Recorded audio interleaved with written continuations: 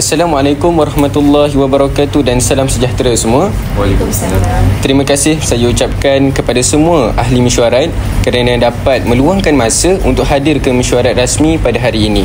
Jadi, tujuan utama mesyuarat ini diadakan adalah untuk membincangkan satu isu yang semakin membimbangkan dalam kalangan pelajar kita, iaitu isu buli, di mana isu ini bukan sahaja menggugat keharmonian sekolah tetapi juga menjejaskan kecemerlangan akademik dan sahsia pelajar. Kita akan meneliti punca, kesan serta cadangan penyelesaian bagi menangani isu buli ini dengan pendekatan komunikasi yang bijak dan berhemah. Baik, terima kasih Tuan Muzi. Sebelum kita memulakan mesyuarat, izinkan saya membaca agenda pada hari ini. Mesyuarat kita akan membincangkan isu penting, iaitu masalah buli dalam kalangan pelajar. Terdapat 3 perkara utama yang akan diberikan perhatian. Pertama, kita akan mengenal pasti punca-punca utama berlakunya perbuatan buli seperti pengaruh rakan sebaya, tekanan emosi, latar belakang keluarga dan persekitaran sekolah yang tidak kondusif. Seterusnya, kita akan membincangkan kesan-kesan buli terhadap pelajar dan sistem pendidikan. Masalah ini bukan sahaja menjejaskan emosi dan pelajaran mangsa, tetapi juga mengganggu keharmonian sekolah.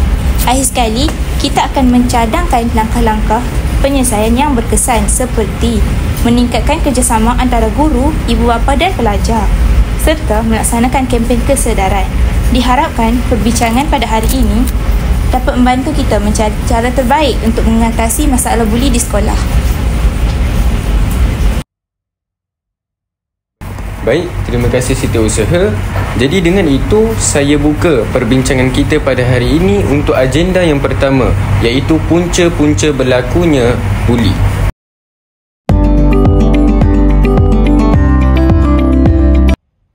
Okey, baiklah, izinkan saya memulakan perbicaraan kita pada hari ini. Pada pandangan saya, buli berlaku disebabkan oleh kelemahan dalam komunikasi dan kawalan emosi. Ramai pelajar tidak dilatih untuk berkomunikasi dengan empati serta tidak diajar cara mengawal perasaan atau emosi dengan betul. Akibatnya, mereka memilih untuk menggunakan kekerasan, ejekan atau ugutan sebagai cara menunjukkan kuasa dan mendapatkan perhatian. Hal ini menunjukkan betapa pentingnya pendidikan emosi dan sosial diterapkan sejak awal lagi. Bab kata pepatah, melentur buluh biarlah dari rebungnya. Jadi kita sebagai pendidik haruslah menerapkan cara mengawal emosi dengan betul. Saya bersetuju. Selain itu, pengaruh media sosial juga memainkan peranan yang sangat besar dalam membentuk tingkah laku seorang pelajar. Media sosial seperti TikTok, Instagram dan YouTube sering memaparkan pelbagai jenis kandungan yang mempengaruhi cara pelajar berfikir dan bertindak. Banyak video atau hantaran yang menunjukkan perbuatan mengejek, mempermainkan atau memalukan orang lain dijadikan bahan hiburan dan dianggap sebagai sesuatu yang lucu. Situasi ini menyebabkan pelajar mudah terpengaruh untuk meniru tanpa menyedari kesan buruknya terhadap mangsa. Lama-kelamaan, tindakan seperti mengejek atau memalukan rakan dianggap sebagai perkara biasa dan tidak salah. Apabila tingkah laku sebegini sering dilihat dan disukai ramai di media sosial, pelajar akan mula beranggapan bahawa perbuatan buli itu satu cara untuk mendapat perhatian dan populariti. Akibatnya, nilai empati dan rasa hormat terhadap orang lain semakin hilang, sekaligus menyumbang kepada peningkatan kes-kes buli dalam kalangan pelajar. Menarik pandangan itu. Saya ingin menambah bahawa persekitaran sekolah juga memainkan peranan yang penting dalam menyumbang kepada berlakunya kes buli. Jika peraturan disiplin tidak dilaksanakan dengan tegas dan konsisten, pelajar mungkin merasakan mereka boleh melakukan perbuatan buli tanpa sebarang akibat. Selain itu, kurangnya pengawasan daripada guru serta sikap sambil lewa terhadap kes disiplin boleh menggalakkan budaya buli daripada terus berkuasa di sekolah. Tambahan pula, suasana sekolah yang tidak menekankan nilai hormat, kasih sayang dan tolong-menolong turut menyumbang kepada sikap agresif dalam kalangan pelajar. Apabila pelajar tidak mendapatkan perhatian atau bimbingan yang positif daripada pihak sekolah, mereka mungkin mencari cara lain untuk menunjukkan kelebihan diri, termasuk perbuatan membuli. Oleh itu, pihak sekolah perlu memastikan persekitaran yang kondusif menerapkan nilai-nilai murni melalui aktiviti kokurikulum serta mewujudkan hubungan mesra antara guru dan murid. Hal ini menyebabkan budaya buli dapat dibendung dengan lebih berkesan. Betul. Tambahan pula, kurangnya komunikasi dua hala antara pelajar dan guru menyebabkan masalah kecil tidak dilaporkan. Pelajar lebih memilih untuk memendam perasaan mereka berbanding meluahkan kepada pihak yang berkenaan.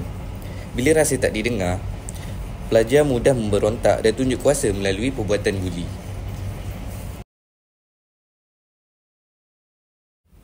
Dan jangan lupa juga faktor keluarga yang turut memainkan peranan penting dalam pembentukan sikap dan kepribadian pelajar. Keluarga merupakan tempat pertama seseorang anak belajar tentang nilai, moral dan cara berinteraksi dengan orang lain.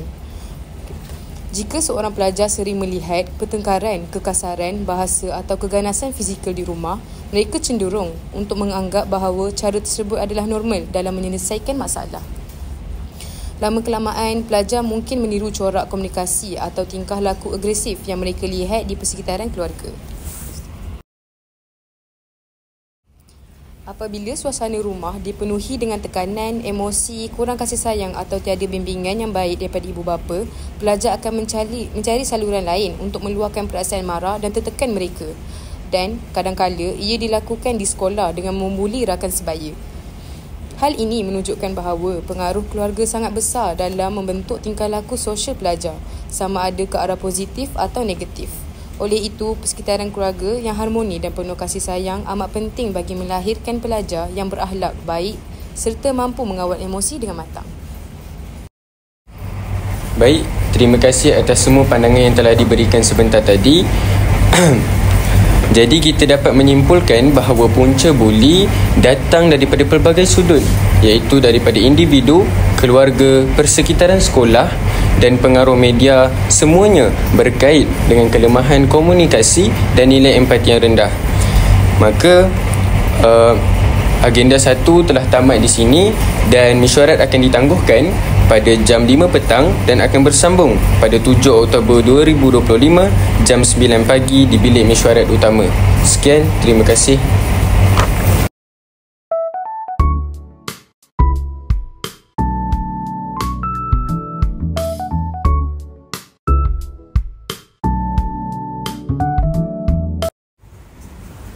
Kesan pertama ialah terhadap emosi dan mental mangsa.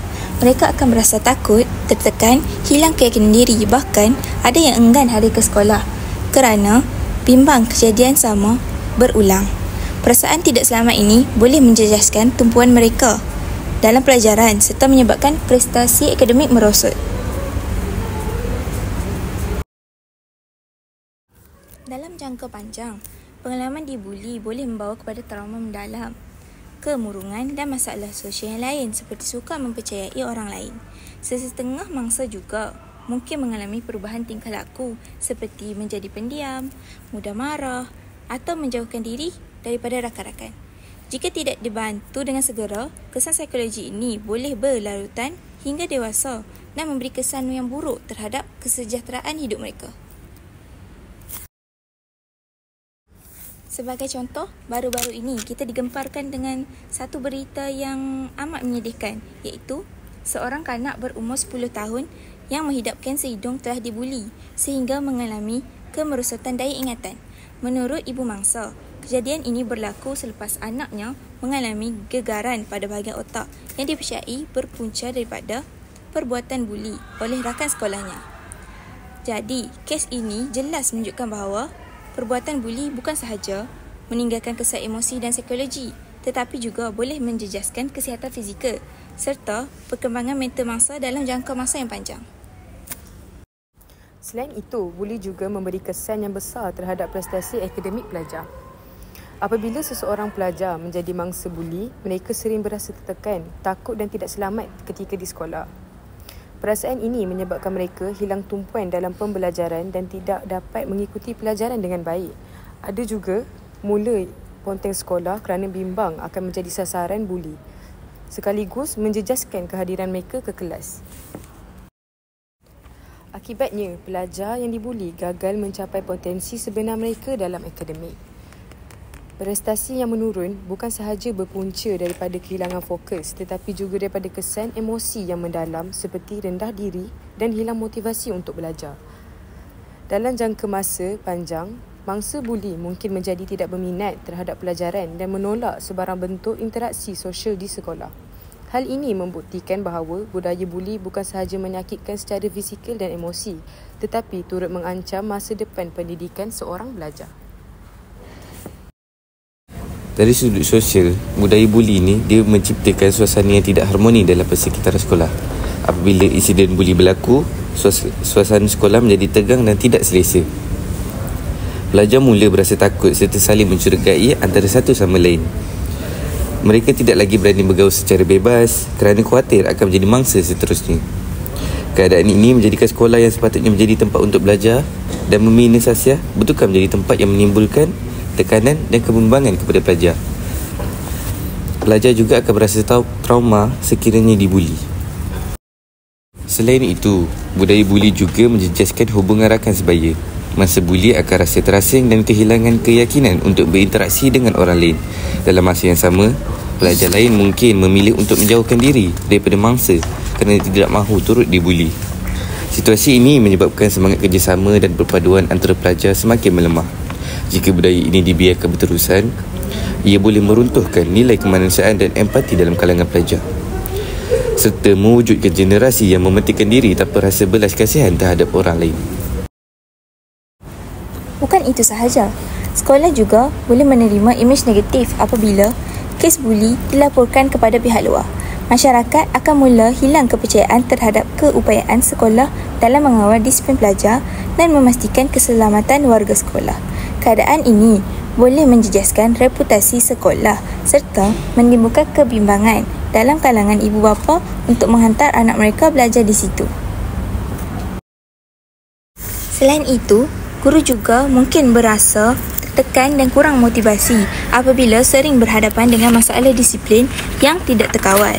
Dalam jangka panjang, imej sekolah sebagai institusi pendidikan yang sepatutnya menjadi tempat selamat dan mendidik pelajar dengan nilai-nilai murni akan tercemar sekaligus menjejaskan keharmonian keseluruhan komuniti sekolah. Dan yang paling membimbangkan, pelajar yang menjadi pembuli akan terbiasa dengan tingkah laku kasar serta hilang nilai-nilai kemanusiaan dalam diri. Mereka mungkin menganggap kekerasan sebagai sesuatu yang biasa dan cara untuk menunjukkan kekuatan diri mereka. Apabila tidak ditegur atau dibimbing, sifat negatif ini akan berakar dalam diri mereka dan sukar diubah apabila dewasa kelak. Nilai hormat, kasih sayang dan empati yang menjadi asas kepada kehidupan bermasyarakat semakin terhakis. Sekolah yang sepatutnya menjadi tempat membentuk akhlak mulia akhirnya menjadi medan subur bagi sikap sombong dan tidak berperi kemanusiaan. Jika keadaan ini tidak dibendung, pelajar yang membuli akan membawa sikap tersebut ke alam dewasa dan menjejaskan kesejahteraan masyarakat. Individu yang membesar dengan tabiat menindas orang lain akan sukar menghormati undang-undang, tidak mampu bekerjasama dan gagal memupuk perpaduan dalam komuniti. Hal ini bertentangan dengan prinsip masyarakat madani yang menekankan nilai hormat, keadilan dan kasih sayang antara sesama manusia. Oleh itu, semua pihak perlu berganding bahu membimbing generasi muda agar memiliki akhlak terpuji dan menjadi warga yang berperanan membina masyarakat madani yang harmoni dan beretika. Benar. Jadi, jelaslah bahawa kesan buli ini amat serius dan ianya bukan hanya pada mangsa tetapi seluruh ekosistem pendidikan. Selain menjejaskan emosi dan akademik, terdapat satu kesan yang jarang dibincangkan, iaitu hilangnya kepercayaan pelajar terhadap pihak sekolah. Apabila kes buli tidak ditangani dengan tegas, pelajar mula merasakan bahawa sekolah tidak lagi menjadi tempat yang selamat untuk mereka menimba ilmu pengetahuan. Rasa tidak percaya ini boleh menyebabkan mereka menarik diri daripada aktiviti sekolah dan kurang minat untuk terlibat dalam komuniti pembelajaran. Oleh itu, amat penting bagi kita untuk mencari jalan penyelesaian yang menyeluruh dan berasaskan komunikasi berkesan antara guru, pelajar serta ibu bapa. Hanya melalui kerjasama dan empati, kita dapat memulihkan semangat pelajar dan membina semula suasana pembelajaran yang harmoni dan efektif. Kemudian, seterusnya, marilah kita beralih kepada agenda berikutnya, iaitu langkah-langkah untuk membendung budaya buli dalam kalangan pelajar di sekolah.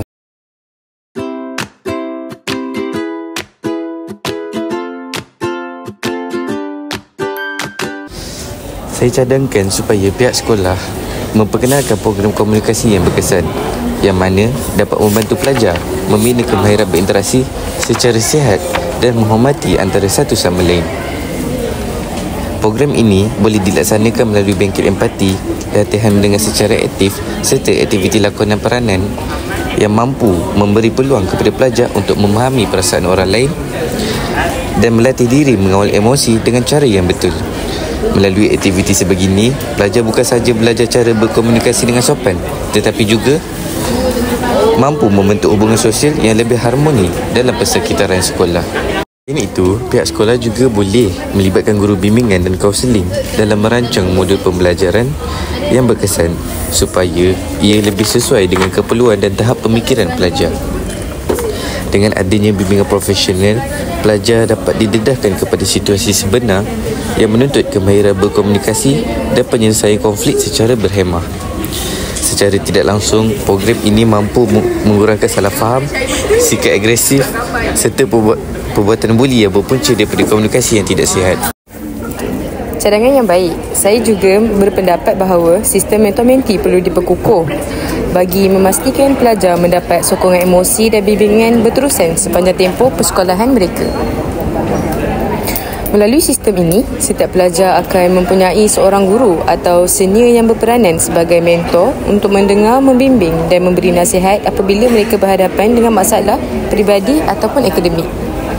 Hubungan rapat antara mentor dan menti dapat mewujudkan suasana sekolah yang lebih prihatin serta membantu pelajar berasa lebih dihargai dan difahami. Ia juga dapat menggalakkan pelajar yang pendiam atau kurang keyakinan diri untuk lebih terbuka dalam berkongsi perasaan mereka.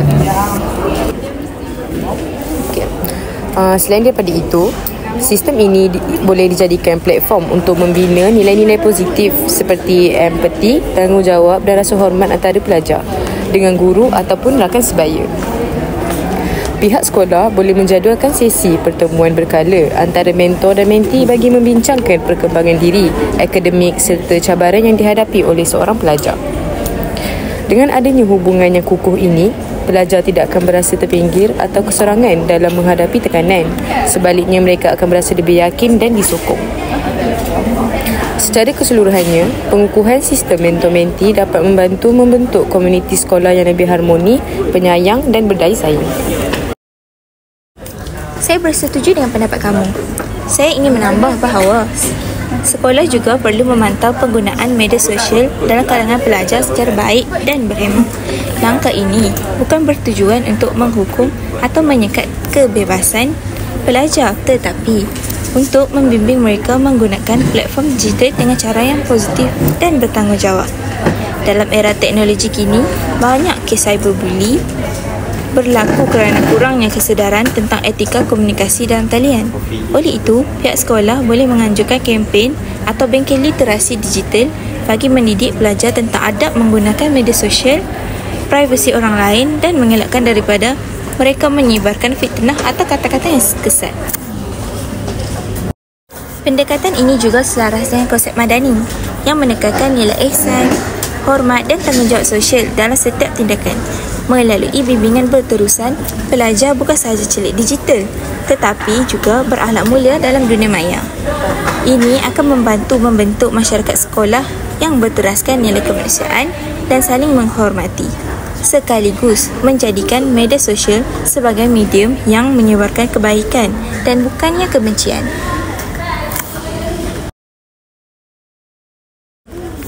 Melalui penerapan nilai-nilai ini di sekolah, pelajar bukan sahaja belajar untuk mengelakkan perbuatan buli, tetapi juga mengamalkan sikap tolong-menolong dan saling menghargai antara satu sama lain.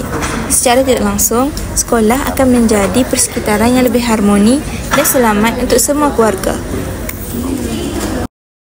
Kita juga boleh mewujudkan kelab seperti Kelab Sasiah Madani. Kelab ini berperanan untuk membentuk kepribadian pelajar berasaskan nilai-nilai murni seperti hormat, kasih sayang dan ihsan. Melalui kelab ini, pelajar dapat dilatih untuk memahami konsep insan madani yang menitik beratkan keseimbangan antara ilmu, akhlak dan tanggungjawab sosial. Program yang dijalankan di bawah kelab ini boleh merangkumi aktiviti seperti bengkel pembentukan karakter, sesi refleksi diri dan ceramah motivasi berasaskan nilai kemanusiaan. Pendekatan ini dapat membantu pelajar bukan sahaja menjadi cemerlang dari segi akademik, tetapi juga mempunyai jati diri yang kokoh serta empati terhadap orang lain. Selain itu, Kelab Sasiah Madani boleh menganjurkan aktiviti seperti aktiviti sukarelawan dan kerja berkumpulan di dalam serta di luar sekolah sebagai usaha untuk mempraktikkan nilai ihsan dalam kehidupan seharian. Contohnya, program seperti gotong royong, lawatan ke rumah kebajikan dan kempen kesedaran sosial. Aktiviti-aktiviti seperti ini dapat menanam semangat prihatin dan tanggungjawab dalam diri pelajar. Melalui pengalaman langsung ini, pelajar dapat belajar untuk menghargai perbezaan, mengamalkan sikap tolong-menolong dan menjiwai nilai kemanusiaan sejati. Dengan cara ini, kelab ini bukan sahaja menjadi wadah untuk membentuk pelajar berakhlak madani, tetapi juga menjadi ejen perubahan ke arah mewujudkan masyarakat sekolah yang harmoni dan berperi kemanusiaan. Dan jangan lupa juga tentang penglibatan ibu bapa dalam usaha membentuk pelajar yang berakhlak dan berkomunikasi dengan baik. Sekolah boleh menganjurkan bengkel komunikasi keluarga yang memberi pendedahan kepada ibu bapa tentang kepentingan mendidik anak dengan pendekatan yang penuh kasih sayang dan bebas daripada kekerasan. Dalam bengkel ini, ibu bapa boleh belajar cara menjadi pendengar yang baik, memahami emosi anak serta menggunakan komunikasi yang berhemah ketika menegur ataupun menasihati mereka.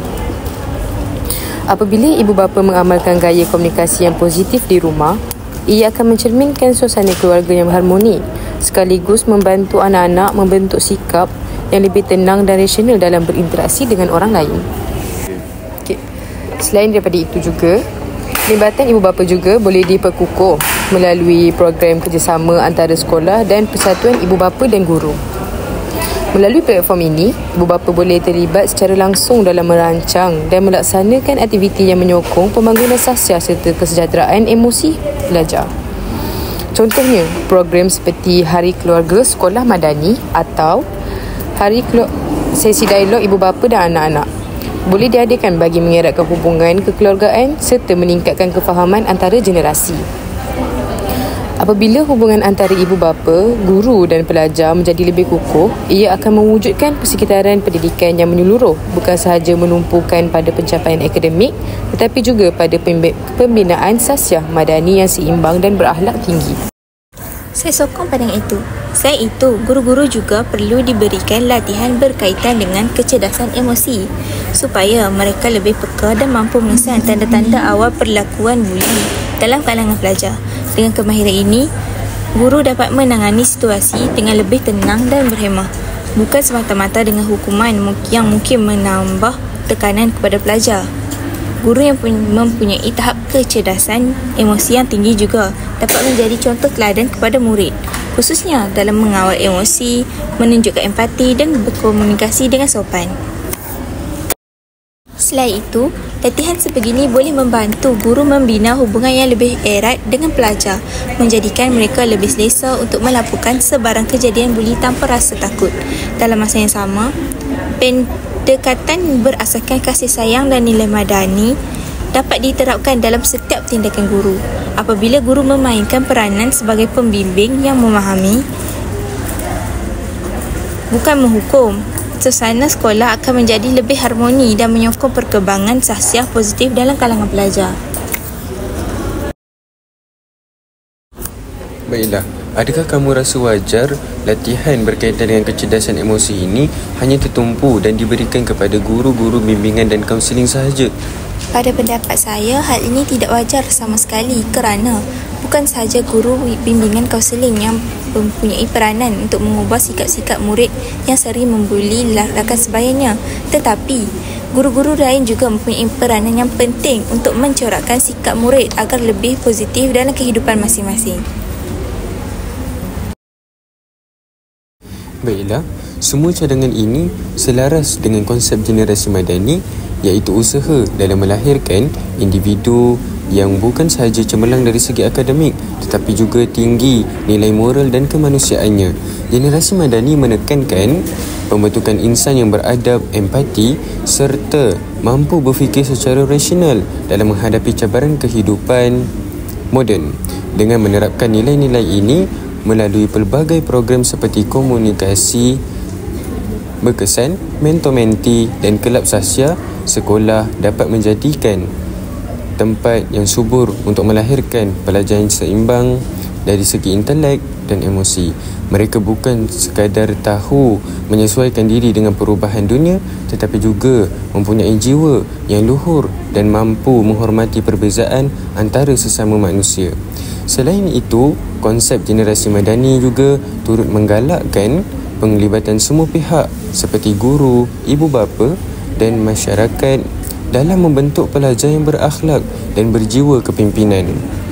Melalui pendekatan pendidikan ini yang menyeluruh, pelajar dapat dididik untuk menjadi individu yang bertanggungjawab terhadap diri, keluarga dan masyarakat.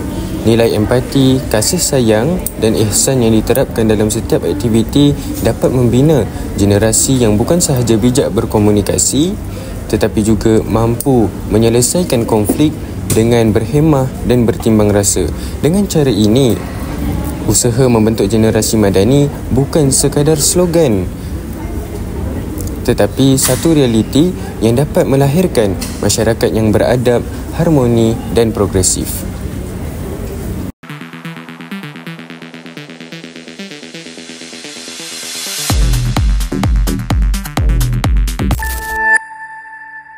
Inkuas kematian Zahra Khairina Mahathir dimaklumkan sebuah buku milik arwah ditulis bersama seorang individu lain. Saksi kelima kanak-kanak dalam inkuas kematian Allahyarham Zahra Khairina Mahathir menafikan Allahyarham dibuli atau ditindas. Dua orang lagi kawan dia. Lagi lain dia bawa masuk ke dalam dan pada masa itu arwah Zahra. Baiklah, seperti mana yang kita tahu tentang kes yang digemparkan satu negara kita semenjak ini, iaitu berkaitan dengan kes kematian adik Zahra Khairina ini. Ianya merupakan satu kes ataupun satu perkara yang bersesuaian dengan topik yang kita bincangkan ataupun yang kita usulkan pada hari ini, iaitu asbab daripada kes pembulian. Dan ini perlulah dititik beratkan oleh Kementerian Pendidikan Malaysia dan pihak berkepentingan lain untuk mencari jalan penyelesaian agar kes pembulian ini tidak berulang sehinggalah ke generasi anak cucu cicit kita yang akan datang. Saya juga berpendapat bahawa kes Zahra Khairina ini dipercayai berpunca daripada perbuatan buli, menunjukkan betapa pentingnya aspek keselamatan dan pengawasan di kawasan asrama sekolah. Setiap sekolah perlu memastikan pelajar sentiasa dipantau, terutama pada waktu malam, bagi mengelakkan kejadian tidak bermoral berlaku di luar pengetahuan warden. Pihak sekolah wajar menambah bilangan warden dan memastikan mereka menjalankan rondaan berkala untuk memantau tingkah laku pelajar.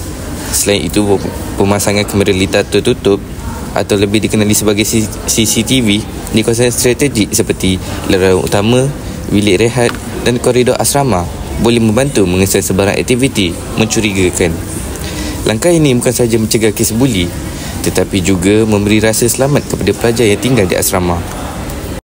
Semua guru, warden dan kaki tangan sekolah perlu diberikan latihan berkaitan cara mengenal pasti serta menangani kes buli dengan berkesan. Latihan ini boleh merangkumi kemahiran komunikasi empatik, pengurusan konflik dan sokongan emosi kepada mangsa. Dalam masa yang sama, unit kaunseling sekolah perlu lebih proaktif dengan mengadakan sesi bimbingan dan ceramah kesedaran tentang bahaya buli serta kesannya terhadap mangsa. Pelajar yang dikenal pasti sebagai mangsa atau pelaku buli perlu diberikan intervensi awal dan pemantauan berterusan. Dengan pendekatan ini, sekolah dapat mewujudkan persekitaran yang lebih selamat, prihatin dan bebas daripada budaya buli yang merosakkan kesejahteraan pelajar. Ingin saya tekankan di sini bahawa kes Zahra Khairina ini bukan sekadar kes yang biasa kerana kes ini telah melibatkan nyawa seseorang. Sebelum ini, terdapat kes yang sama seperti kes Zara Karina, iaitu kes Zul Farhan. Jadi ini bukan kali pertama Malaysia menerima berita seperti ini. Jadi saya menyeru semua pihak yang berwajib perlu memainkan peranan penting bagi mengelakkan daripada kes-kes ini berlaku pada masa akan datang. Baiklah, sebagai penutup, saya ingin merakamkan penghargaan setinggi-tinggi terima kasih kepada semua ahli mesyuarat atas pandangan dan cadangan yang bernas sepanjang perbincangan ini. Diharapkan segala rumusan yang telah dicapai dapat dijadikan panduan dalam usaha untuk membendung gejala buli di sekolah. Semoga dengan kerjasama semua pihak seperti guru, ibu bapa dan pelajar, kita dapat mewujudkan persekitaran sekolah yang selamat, harmoni serta berteraskan nilai-nilai madani. Dengan ini, saya menamatkan mesyuarat kita pada hari ini. Sekian, terima kasih. Terima kasih, Tuan.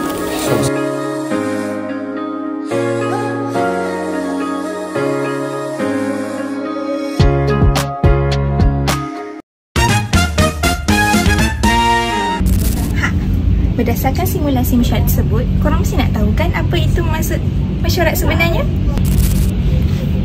Saya tahu. Mesyuarat merupakan satu perbincangan rasmi antara beberapa orang untuk membincangkan satu isu yang penting dan membuat satu keputusan yang muktamad.